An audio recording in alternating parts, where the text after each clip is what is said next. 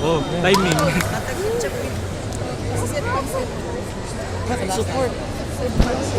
Patrick, support. A pleasant evening to the judges, my fellow contestants, and of course to you all, ladies and gentlemen. The question I have picked today is question number 1. Will water supply be the next geopolitical problem we must face seriously? Explain your answer. Yes. In fact, it's already a geopolitical issue. Why? Look behind me. This actual extemporaneous contest was created for people to know that water is something we need to save. It's the blood of our planet. It's the very life force that drives us. Now then, how does it do this? First of all, it's what fuels our very economy. How? Agriculture, electricity. Those two are the two most important things around. Agriculture for our crops, our plants, what we eat, the livestock and the livestock itself. Second of all, electricity. An example would be Maria Cristina Falls in Iligan. It gives us electricity. And what does electricity do? Fuels those lights, fuels that speaker, fuels this mic. It's what's letting me speak to you. It's letting us have a connection. So I can tell you that water needs to be saved. Second of all, it's not just something we can waste every day. The fact that this question asks, is it a geopolitical problem? Our very government releases laws to protect it. An example would be the Clean Water Act of 1995. Section 75 clearly states, no establishment may be built near a water source unless it has permission from the National Pollution Control Society.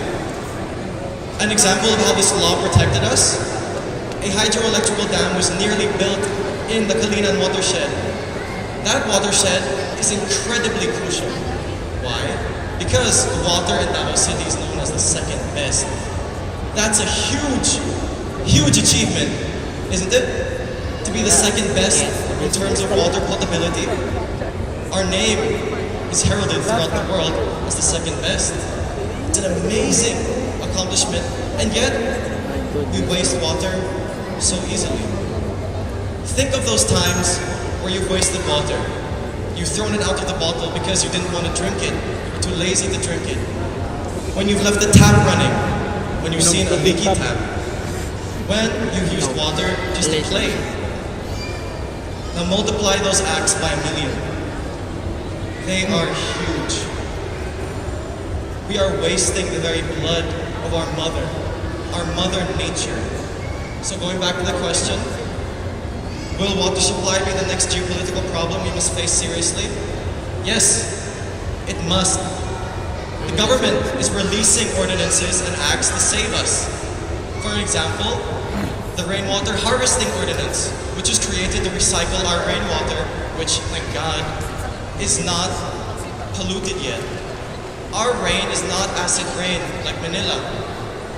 It can still be used for our household needs, like washing our clothes, cleaning our cars, watering our plants. And yet, in those acts, what do we use? The potable water that was ranked second best. The government is giving us ways to save it. But sometimes the people, not everybody who are part of the people, follow them. When you think about it, if only one person out of 20 will follow these regulations, what difference will it make? We need to take this seriously because water is life. If we don't take it seriously, how can we expect the future generations to thrive? How can you sleep at night knowing that your children's children will not have clean water? When you think about it, you're scared, right? You're scared that mankind will not have a chance.